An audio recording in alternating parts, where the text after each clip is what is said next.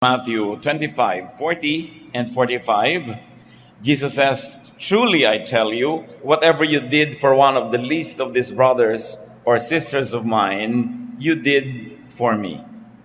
Whatever you did not do for one of the least of these, you did not do for me." Ang Panginoon po ay nagpapahiwatig na magaganap sa paghuhukom ng Diyos sa mga tao, at sinabi niya na darating ang panahon na sasabihin ng Diyos sa lahat ng tao, kung ano ang ginawa mo para sa iba, dito sa aking mga anak na ito, sa aking mga kapatid, sa aking mga lingkod, ay ituturing kong ginawa mo sa akin. At ang ipinagkait mo sa kanila, ay ituturing ko ring ipinagkait mo sa akin. And this will be a major basis for judgment. Ang pag-aaral natin ngayon, pinamagatan natin, Helping Jesus, or doing things for the Lord. At ang mga examples na gagamitin natin are helping Jesus from Gethsemane to the grave. Hindi sa buong karir niya at ministry, dun sa limited time from Gethsemane to the grave. Salamat o Diyos dahil maaari po kaming magbulay-bulay at pag-aralan kung paano maaari kaming makatulong sa gawain ng iyong anak na si Jesus. Turuan mo rin po kaming maunawa kung paano siya tinulungan ng iba't ibang mga babae at lalaki sa panahon mula nang siya ay nanalangin sa halaman ng Gethsemane hanggang siya ay ipinako sa krus. Pagpalain niyo po kami ng mga katotohanan at nawa mapagpalaya ang katotohanan ito upang lalo kaming magkaroon ng kapangyarihang sumunod sa kanyang magandang halimbawa. Bless us, O Father, be our speaker, lead us, heal our spiritual diseases, even our physical ones, strengthen us, guide us. In the name of Jesus, your Son, we pray with thanksgiving. Nung panahon po ng Panginoon ay nasa lupa, ay nagkaroon ng pagkakataon yung mga taong kasabay niya na nabuhay at nandun sa lugar na kanyang ginalawan para talagang matulungan siya in a very practical way. Actually, physically, bodily. Matatawag nating mapalad sila dahil nagkaroon sila ng ganong pagkakataon at kakayanan. Jesus is now in heaven. Paano tayo makakatulong sa Kanya? Salamat na lang, His body is still on earth. Colossians 1:18, He is the head of His body, which is the church. In spite of the imperfection of the men and women in the church, in spite of all the errors, the mistakes, sometimes even the glaring errors within the church is the only institution made up of human beings but headed by Jesus, the Son of God. And that's when the church becomes very mystical. That the church is more than the sum of its parts. Kung mayroong 100 taong miyembro ang church, hindi lang katumbas yung church ng 100 tao. Because when 2 or 3 are gathered in the Lord's name, He is there as the head of that gathering, in spite of the imperfections. Kaya meron pong mystical value, very mysterious, mahiwaga na halaga yung fellowship. Kaya ang sabi sa church, huwag pababayaan ang pagtitipon-tipon. Kahit kung minsan hindi lahat ng gusto mo nangyayari, hindi lahat nangyayari kasing ganda ng ibig mo, pero yun pa rin, kaisa-isa, yung church na body of the Lord Jesus, of which He is the head. Because of that, people at all times and in all places have the same opportunity and the same challenge to be helpful because Jesus is still present through the church. Now, the closest way to serve Jesus is to serve His body, the church. Helping Jesus now is done by helping the church, by helping in the church, and helping other people that the Lord considers to be His people, especially the brethren, the servants, and the workers in the church. Marami tayong ginagawa. May tulong tayo sa kapwa, meron tayong ginagawa para sa environment, meron tayong paglilingkod sa bayan, meron tayong paglilingkod sa iba-ibang causes, pero iba yung paglilingkod sa church dahil yung church ang body ng Panginoong Jesus. Hindi ibig sabihin na doon na lang tayo maglilingkod dahil lahat na magagandang gawa naman ay gusto ng Panginoon at may gantimpala rin. Pero iba ang ibinilin sa atin na pag-aalaga sa church. Kaya dapat mahalin. At ang tanong, do we help Jesus in the context of the church? Do we help Jesus this way? that he likes. Balikan natin yung mga aktual na tumulong sa physical life and ministry of Jesus. Nung siya inaaresto sa halamanan, Peter drew his sword. Armado pala itong si Pedro. Inilabas niya ang kanyang sandata, John 18:10. Simon Peter had brought along a sword. He now pulled it out and struck at the servant of the high priest. The servant's name was Malchus, and Peter cut off his right ear. Sa pagsugod nitong si Pedro, tinagan niya yung pinakamahalagang assistant, katulong noong high priest, at natagpasan tainga. Anong matatawag sa tulong na yon? It was impulsive. Hindi naman hinihingi ni Lord yung ganong pagtulong. Jesus had to heal the wounded man. And according to other sources, Jesus had to stop the bleeding and Jesus had to heal the man. So tumulong kunwari, pero kailangan pang i-repair yung ginawa niya. So ang tanong, do we help Jesus? Do we help the church this way? Tutulong ka nga, pero hindi naman pala yung tulong na hinihingi ng Panginoon, so nakakasama pa kumisan. Akala mo tulong, hindi pala. Kailangan pa ng damage control. Kung sobra tayo halimbawang makapanakit ng kalooban ng hindi natin kapwa mananalig, kung sobra tayong mapagmataas sa ating doktrina, sobra tayong mapagmalaki, at hinuhusgahan natin yung iba, hindi ba ganun din yun? Kailangan na naman ng damage control pagkatapos. Matapos tayong may masaktan ng damdamin, mailayo ang loob sa church, sa Bible, at sa Lord, may kailangan pang humimok sa tao na yon na magpatawad at bigyan uli ng chance na makinig ang kanyang sarili dahil na-turn off sa atin. Maraming ginagawa ang mga Kristiyano ngayon, parang gawa ni Peter, akala nila nakakatuwa kay Lord pero hindi pala. Nakakasira pala sa church. At kailangan pang repairin, paghimalaan yung taong nasaktan dahil hindi naman kailangan. Overzealousness, judgmentalism, self-righteousness, self-promotion, lahat ng yan, hindi hinihingi ni Lord para sa atin. Hindi tayo nakakatulong sa church. Pag ipinagyayabang natin yung church natin, ipinagmamalaki, at parang dinadaig natin, kinakawawa o binabaliwala at pinagmumukhang mali ang iba. We don't help the cause of Jesus. Peter followed Jesus. That's another way to serve him. To the house of the high priest. Matthew 26:57-58, matapos dakpin ng Panginoon, dinala sa bahay ng high priest. After Jesus had been arrested, he was led off to the house of Caiaphas, the high priest. But Peter followed along at a distance and came to the courtyard of the high priest's palace. He went in and sat down with the guards to see what was going to happen. Habang nagpulasan ng lahat, iniwan ng Panginoong Yesus, may isa namang sumunod-sunod, bagamat sa malayo. Pero hindi naman siya sumunod ng lubos. Hindi na siya pumasok sa loob dahil natatakot din siyang mapahamak. He followed only to be overcome by fear later and then later on to deny Jesus. Huwag naman sana, but does anyone follow Jesus this way? Magsisimulang sumunod kunwari, but when the going gets tough, begins to deny any relationship with the Lord.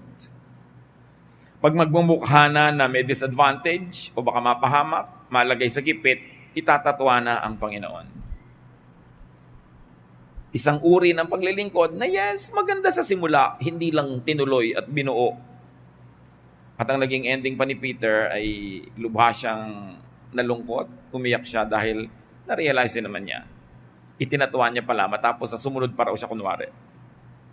So kung sumunod na ng buo, sabi ni Lord, count the cost before you begin building a tower. May cost lahat ang bagay. Ang pagsunod sa isang politiko, ang pagsunod sa isang artista, ang pagsunod sa isang sportsman, ang pagsunod kay Jesus.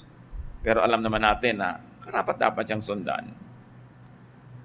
At nahirapan man ang Panginoon sa pinuntahan niya sa house ni Caiaphas, sa crucifixion, sa Golgotha, ginawa naman niya yung para sa atin. Mano ba namang samahan natin siya?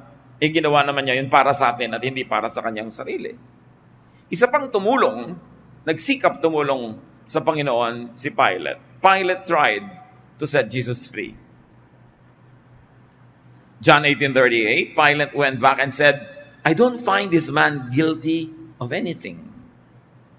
And since I usually set a prisoner free for you at the Passover, would you like me to set free the king of the Jews?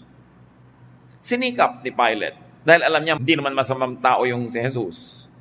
Hindi naman totoo yung mga paratang. Sinikap niyang tulungan na huwag mapako. And then Pilate's wife also helped by sending him a note. Habang naglilitis, nagpadala ng sulat itong babae, Matthew 27:19. While Pilate was judging the case, his wife sent him a message. It said, "Don't have anything to do with that innocent man. I have had nightmares because of him." In Luke 23:13-17, Pilate called together the chief priests, the leaders, and the people. He told them, "This man doesn't deserve to be put to death. I will just have him beaten with a whip and set free." Tumulong si Pilate dahil alam niyang hindi guilty si Jesus.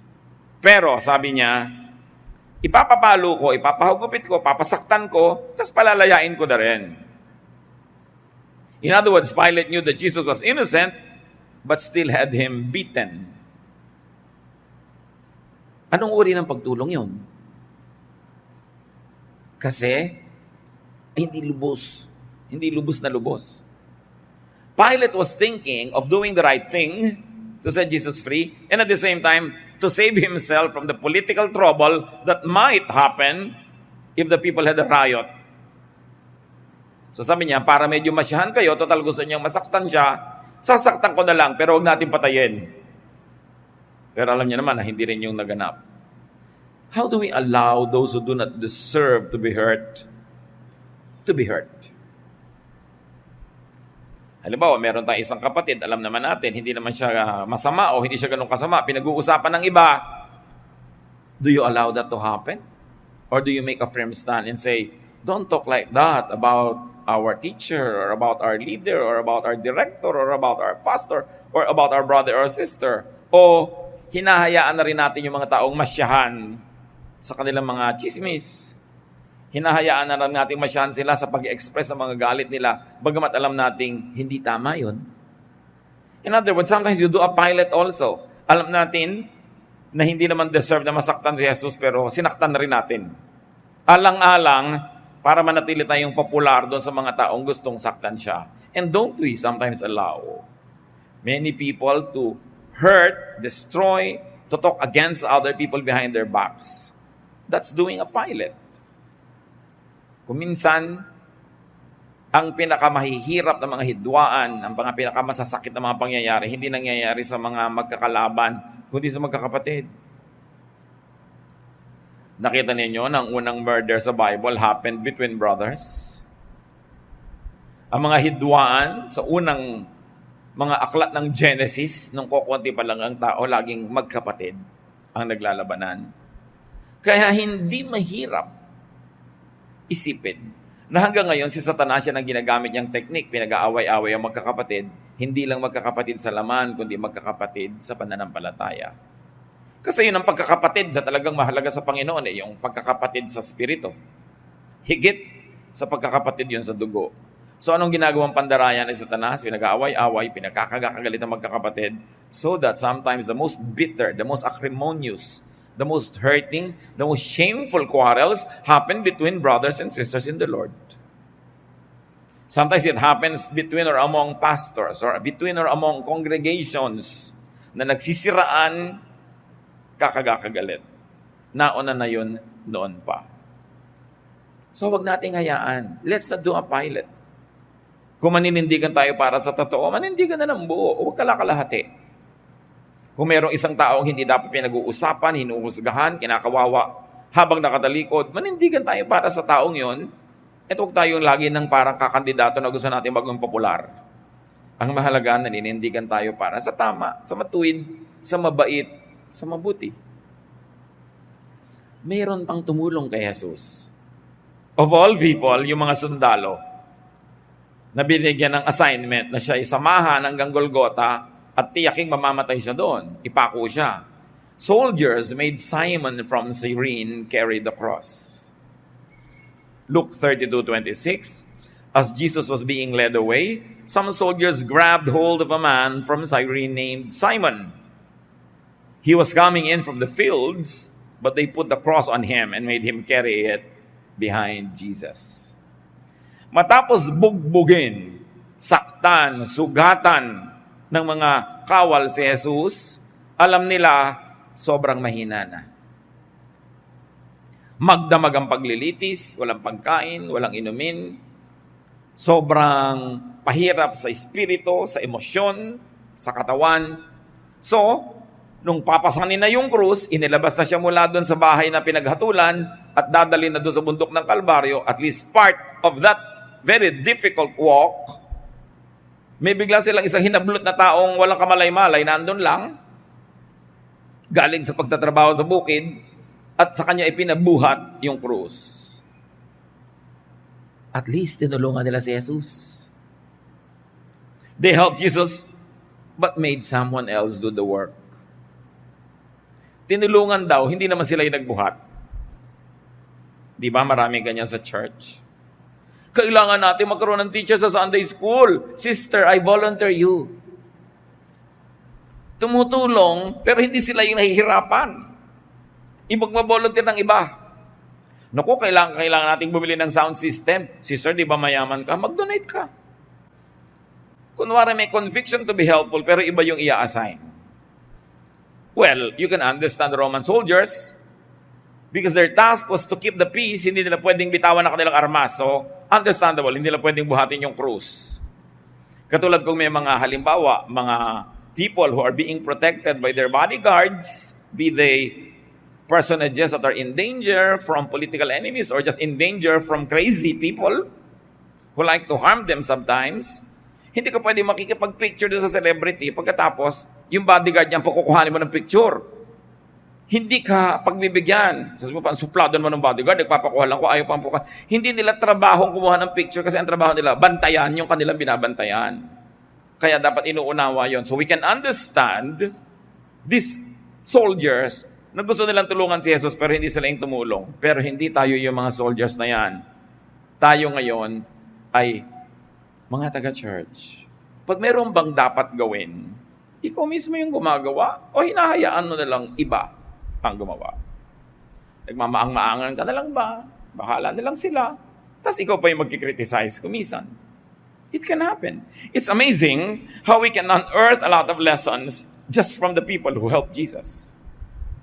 Because right now, people are still helping Jesus when they help the church. When they help in the context of the ministers of the church. And yet, the same types of helping are still alive. Now, another person, of course, who helped Jesus was Simon. Simon from Cyrene carried the cross for Jesus. At kuminsan nangyayari sa atin yan. Tayo talaga ang nagpapasan nung pasanin ni Jesus. Can you imagine this man was named? And even the place where he came from was named. And from eternity to eternity, he is remembered. Not because he is the Savior. Not because he died on the cross and lived again. But because even for just a moment, even for just a few steps, he carried the cross for Jesus. Surely we can do the same. Pagka yung mga gustong mahalin ni Jesus ay minahal natin, yung mga gusto niyang patawarin ay pinatawad natin, yung gusto niyang turuan ay tinuruan natin, yung gusto niyang bigyan ng pag-asa ay binigyan natin ng pag-asa, yung gusto niyang tanggapin dahil outcast ay tinanggap natin, aren't we carrying the cross of Jesus? So sa halip na gumawa kayo ng physical cross at pasanin nyo sa mga lansangan, walang value yon. Dahil hindi na kailangang ulitin yun eh. Pero ang value nandun sa spiritual na application nun. That when you do the work of Jesus to the point of suffering for it, to the point of carrying a heavy load because it is a duty that you must do in the name of Jesus, may kahalong sakripisyo, may kahalong paghihirap, yun ang ginawa ni Simon of Cyrene. Matthew 27:32, on the way they met a man from Cyrene named Simon, and they forced him to carry Jesus' cross. Siya pa nga pinilit lang, pero mas maganda kung tayo, hindi na kailangan pilitin. Nagbo-volunteer ka.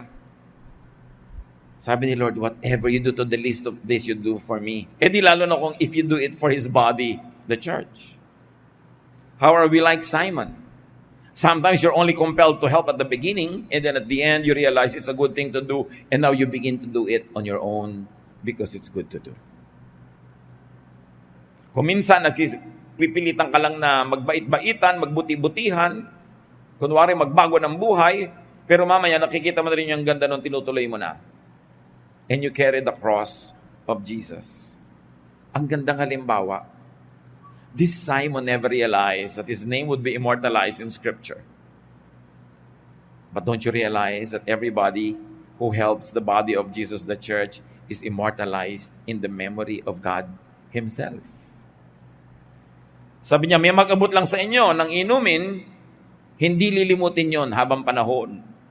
Aalalahanin ng langit ang iniaabot sa mga lingkod ng Diyos, sa mga katuwang ng Panginoon na nagpapagaan sa pasanin ng mga tao. Ano ba yung bigat ng krus? Yan ang pasanin ng mga tao, guilt. So when you help somebody overcome guilt by teaching them about the salvation and the forgiveness of Jesus, you actually carry their cross for them. Ang mga pabigat sa buhay ng tao, mga fear. So pag tinuruan mo sila ng buong linaw, nagtiwala sila sa Diyos at nawala o kaya yung malaki ang natanggal sa kanilang mga fears, sa kanilang mga phobia, sa kanilang mga kung ano-anong imahinasyong nagpapahirap ng guni-guni, you actually carry the cross for that person. Shame. When people are so ashamed of their past, so ashamed of themselves, and you make them realize the acceptance that Jesus has prepared for them. And their shame is covered by the blood of Jesus, and they get dressed by the righteousness of God, you actually carry the cross. So kung ikaw ay Bible study teacher, preacher, singer, o ikaw ang nag-imbita sa mga tao, ikaw ang naghanda ng merienda habang may Bible study, it's a teamwork. Kahit hindi ikaw yung frontliner, lahat kayo nagtutulong-tulong to carry the cross of Jesus. Ang lagi lang natin itinatanong, may ginagawa ba naman ako para makatulong-tulong? O lagi na lang ba ako yung bisita? Ako na lang yung sinusuyo? Ako yung binibigyan ng libreng Bible, libreng ganito, puro libre. Pero pag manonood ng sining walang kwenta, nagbabayad. Nagpapagaan ba ako o kasama ako sa pagpapabigat? Pag may problema ba yung church, yung mga kapatiran, may mga gulo, nakakadagdag ba ako sa gulo o pag sumali ako ay nababawasan ng gulo? Therefore, I carry the weight of the cross. Napakagandang kwento. He's one of my favorite characters. Wala siyang kabalak na maging bayani. At hindi naman talaga siya nag-astang bayani. Ibig sabihin lang nun, any one of us can be like Simon. Hindi mo inaakala na magagamit ka sa isang napakadakilang paraan, maski sa ilang konting hakbang lang. Pero yung hakbang na yon ang nagtugtong mula doon sa kaya ni Jesus, hanggang sa hindi niya kaya, inilampas doon, hanggang kaya na niya uli at naipako siya. Maiksing bahagi lang. Pero kung wala yon, putol ang kwento.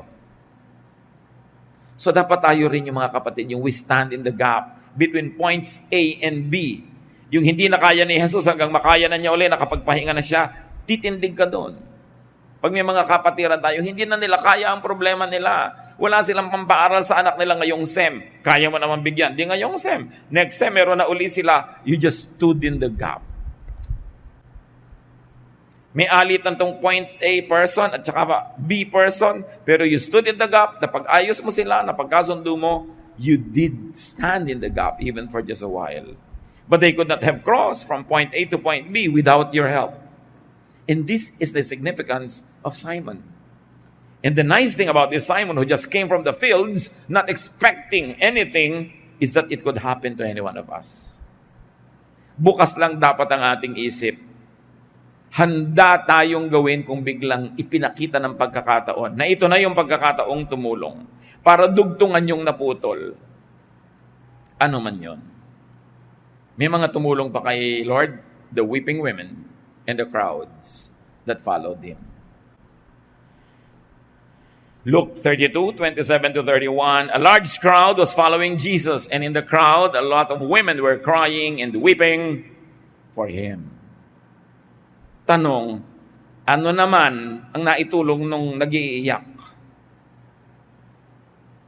Pakikiramay. This is what I call the ministry of presence. Hindi ka naman nakabuhat ng krus. Hindi mo naman sinanggahan yung hampas para sa katawan mo lumatay. Hindi ka naman nagpapako, pero nakatulong ka just by being there. Nakaka-encourage. Yan yung ministry natin. Pag meron tayong mga kaibigang may mahal sa buhay na nasa ospital, sinasamahan natin sa pagbabantay, at lalo na nag-aambag tayo ng konti sa gastos kung hindi niya kaya yung gastos. The ministry of helps. Napakaraming umalipusta, humamak sa Panginoong Yesus nung araw na yon. The weeping of these women, the following of this crowd was so important to give balance to the very sad reality that many people deserted him. The disciples deserted him. They were nowhere to be found, but these women were weeping. And that was the ministry of presence. Ang ganda ng salita sa atin yan sa Tagalog, pakikiramay. Wala ka naman talagang magagawa para bawasan yung sakit. Hindi mo lang pwedeng ilagay sa sarili mong katawan, pero nahahati ang sakit dahil nandun ka at katuwang. Pag nakikiramay tayo sa mga taong nahihirapan, kahit pa kasalanan nila kaya sila nahirapan, hindi naman tayo dapat judge. You divide the person's sorrow by being there. You are doing this ministry of presence. Very crucial. Paano tayo makikiramay kay Jesus? Pag nakikiramay tayo sa mga taong mahal niya na nangangailangan ng damay. Later, the women went to the tomb to anoint the body. So hindi lang pakikiramay sa pag-iyak, mayroong practical help. Dadala nila ng mga spices para linisin yung katawan na hindi na asikasong linisin dahil nung inilibing ay nagmamadali dahil gabi na ng Sabat, hindi na pwede magtrabaho. Luke 23:55-56. The women who had come with Jesus from Galilee followed Joseph and watched how Jesus' body was placed in the tomb. That was Joseph of Arimathea. Then they went to prepare some sweet-smelling spices for his burial. Inalam ng mga babaeng ito kung saan nailibing si Jesus para matapos ang Sabat ay pwede na nilang dalhan ng mga spices na ayon sa kanilang kaugalian ng paglilibing. Para mga kapatid ni Jose Rizal, na nung si Rizal ay binaril sa Bagong Bayan, hindi ginamit ng mga Kastila yung ataul na ipinadala ng pamilya ni Rizal. Hindi nila sinabi kung saan ililibing at basta na lang nila inihulog sa isang hukay na walang marka, nothing. Ayaw nilang malaman kung saan inilibing si Rizal.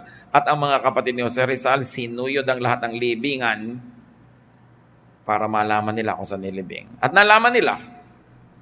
Kaya nung nanalo ang ating himagsikan laban sa mga Kastila, kaya lang sa kaswayang palad, dumating ang mga Amerikano at sinakop naman tayo, nung panahon na yon, hinukay nila yung libingan at nakuha pa nila yung ilang bungo at ilang mga bahagi ng kalansay na siya namang inilagay ngayon sa ilalim ng monumento sa Luneta.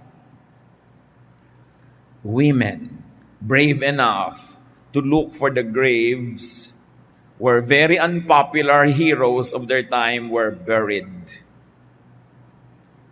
Matitibay ang mga loob, maganda ang mga ministry ng kababaihan.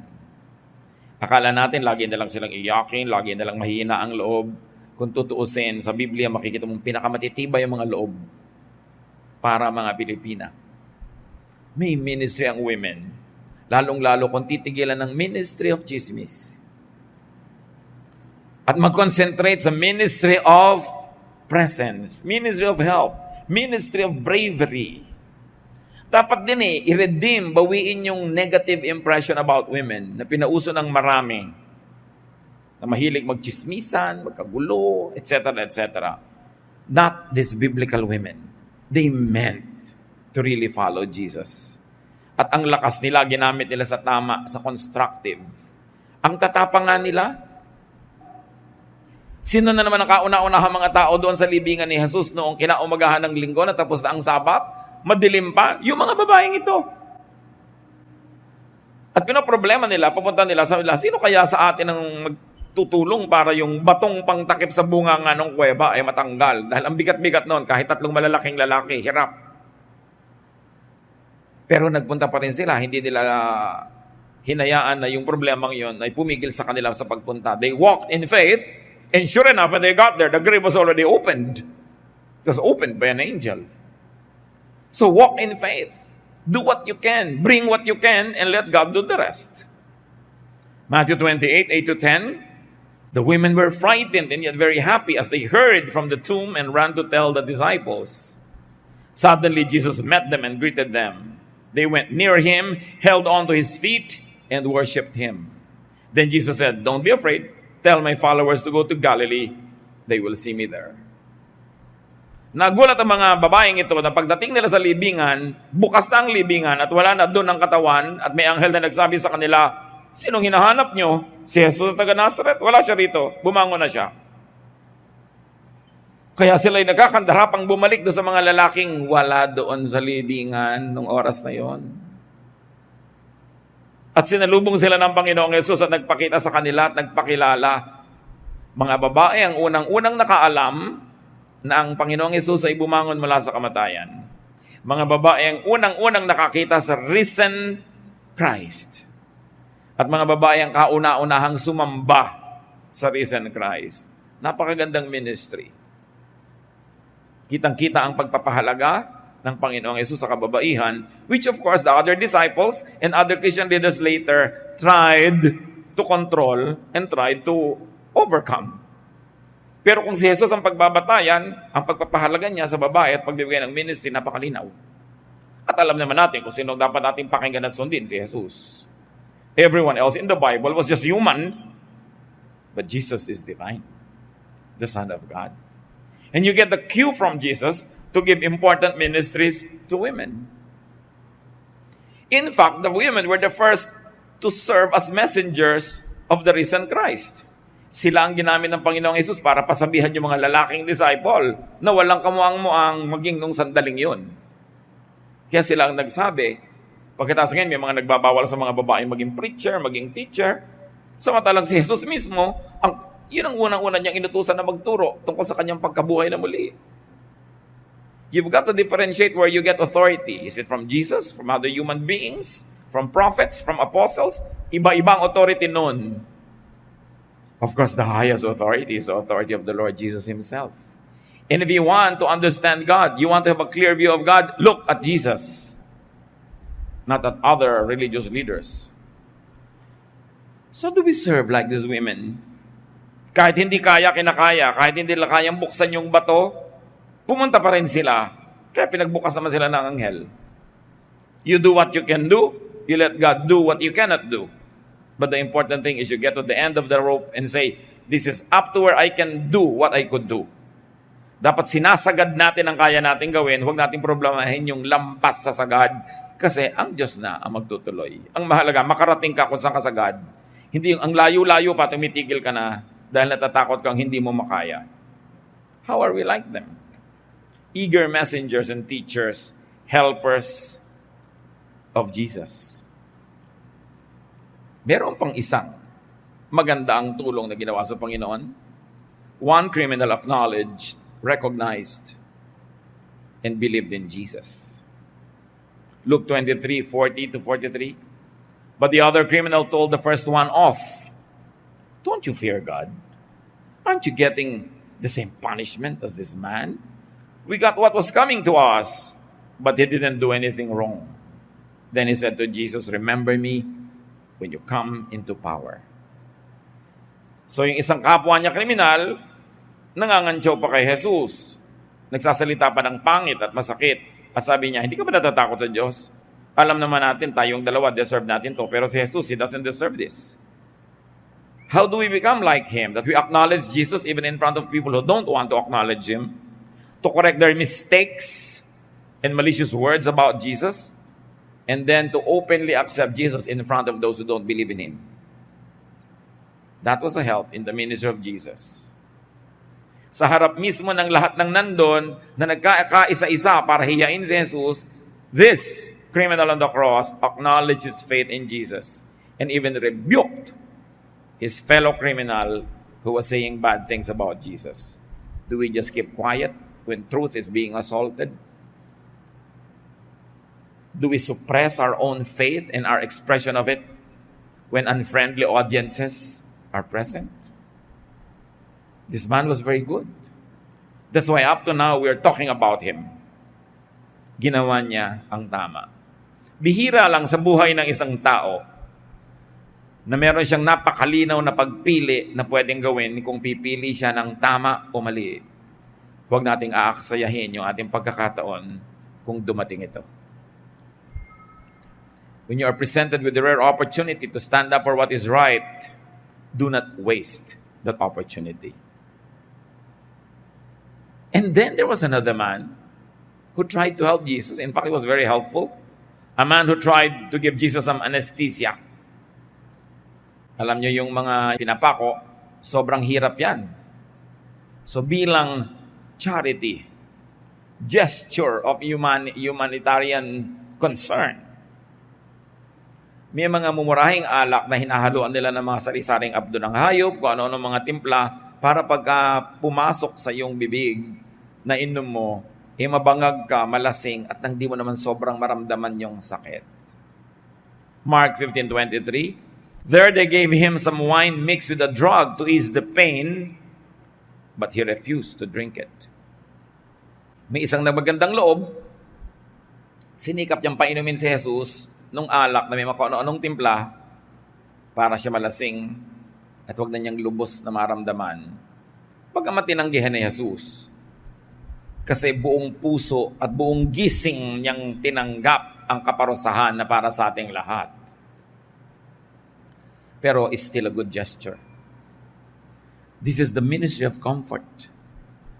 This man was trying to comfort Jesus.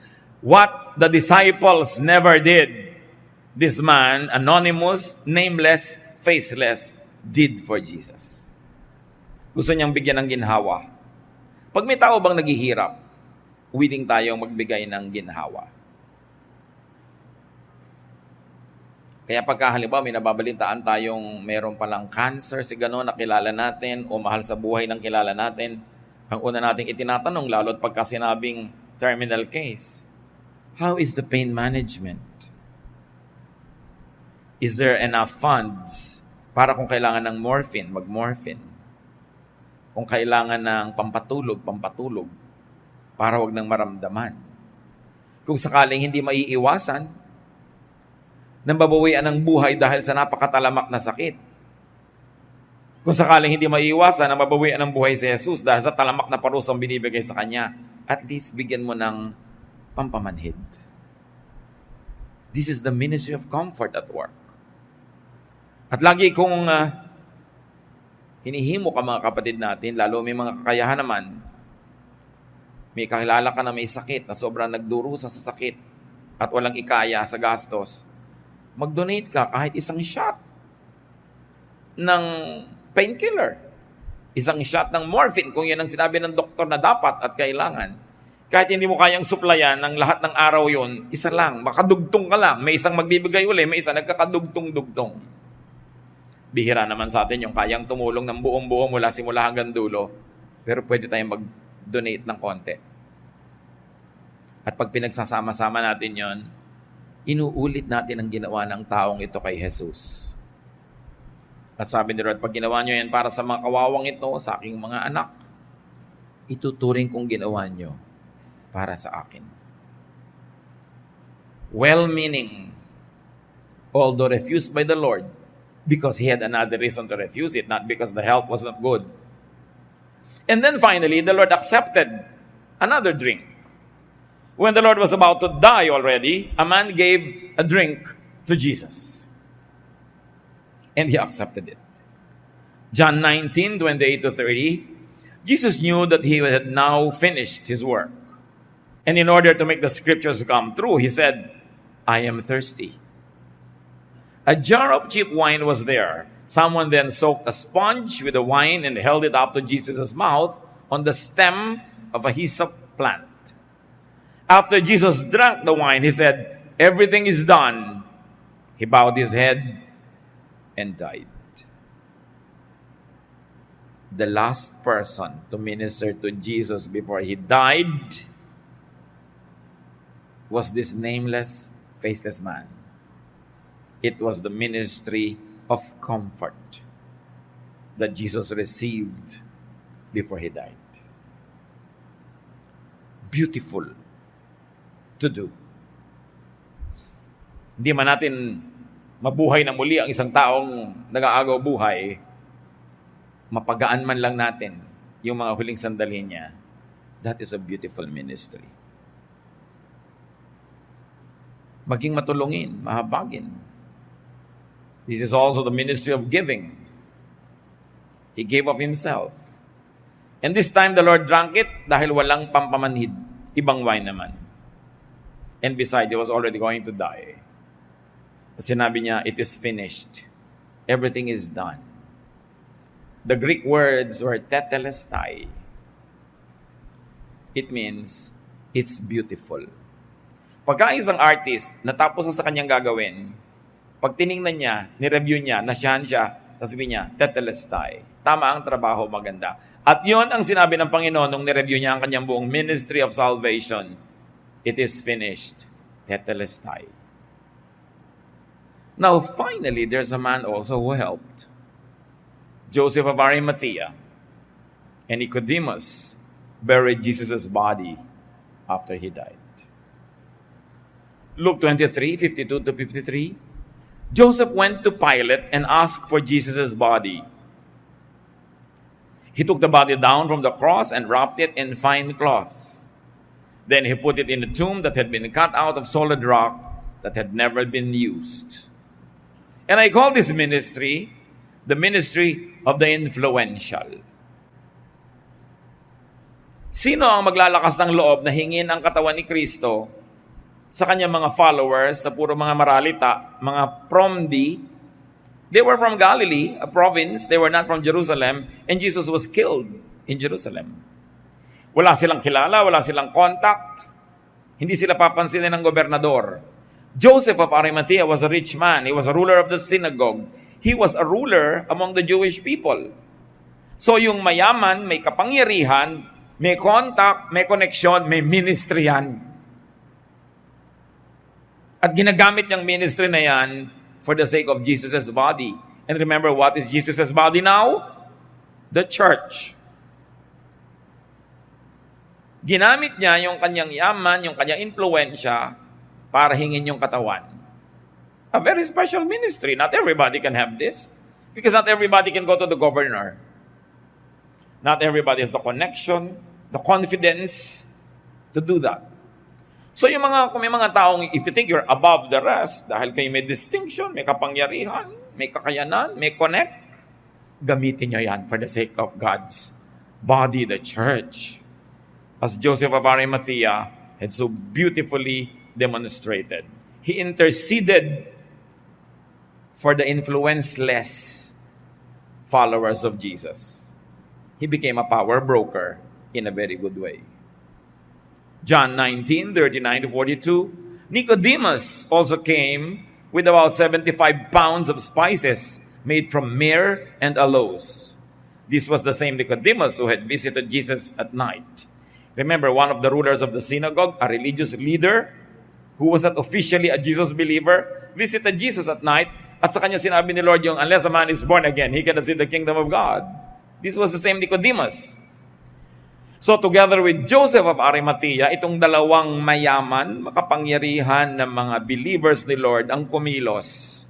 Ano naman ang ginawa niya? Nagdala siya ng 75 pounds of spices. Can you imagine how much it costs?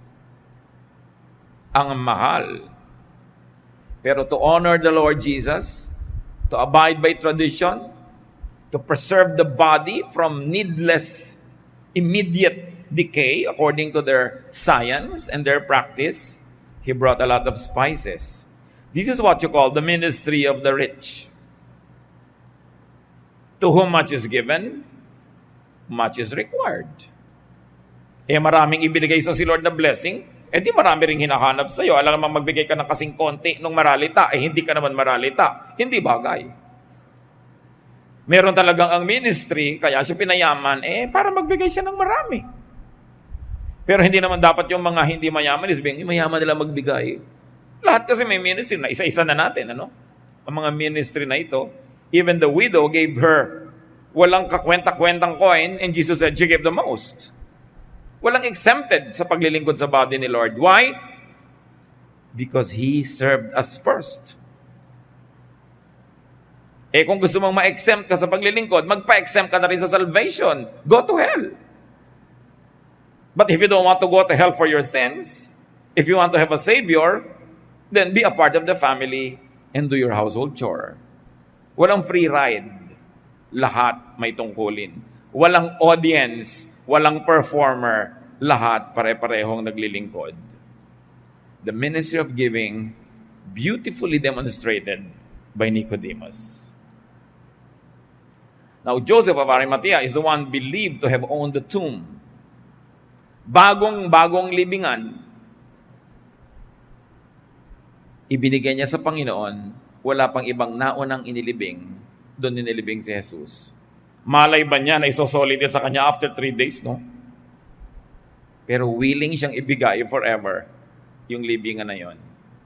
Pero willing na willing siyang ibinigay, isinolid din agad. God cannot be any man's debtor. Hindi hinahayaan ng Diyos na may utang siya kahit kanino, kaya pag nagbigay ka, ibabalik din agad sa'yo. At yung ibinigay mo naman, nauna na siyang nagbigay, kaya ka nga may ibibigay. Napakagandang mga kasaysayan. Kung i-apply natin sa ating sariling buhay, hindi sa katabi, baka, kita mo, ikaw yung mayaman, ikaw yung magbigay. Ganun na naman yung ipinabuhat sa iba yung krus, ha? Dapat lahat tayo nagtutulong-tulong. How do we serve Jesus' body? Alam niyo itong mga kwento na pang Holy Week, paulit-ulit na lang taon-taon. Dapat may iba-ibang talab. Dapat merong iba-ibang dating. Para habang binibigyan tayo ng Panginoon ng maraming Holy Weeks ng buhay natin, lumalalim ang pananalig, tumitibay ang dibdib, at dumadami ang bunga ng mga magagandang gawa. Serve. Help Jesus by helping His body.